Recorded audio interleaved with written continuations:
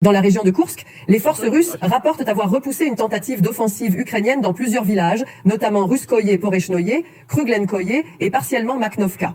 Des affrontements ont été signalés à Cherkaskoye, Porechnoye et près de Berdun. Des sources russes affirment avoir neutralisé les forces adverses dans ces zones.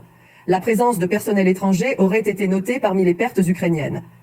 Emmanuel Macron a appelé l'Ukraine à être réaliste sur les questions territoriales. Le président a déclaré que l'Ukraine devait mener des discussions réalistes sur les questions territoriales, compte tenu de la situation actuelle. Il a exprimé des doutes sur les promesses de Donald Trump de résoudre rapidement le conflit, soulignant qu'il n'y aura pas de solution rapide et facile.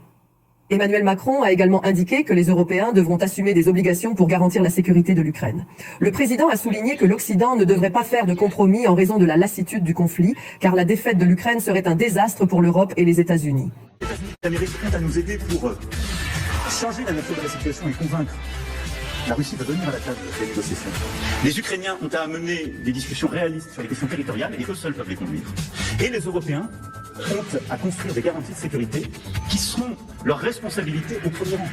C'est une réalité géographique et géopolitique.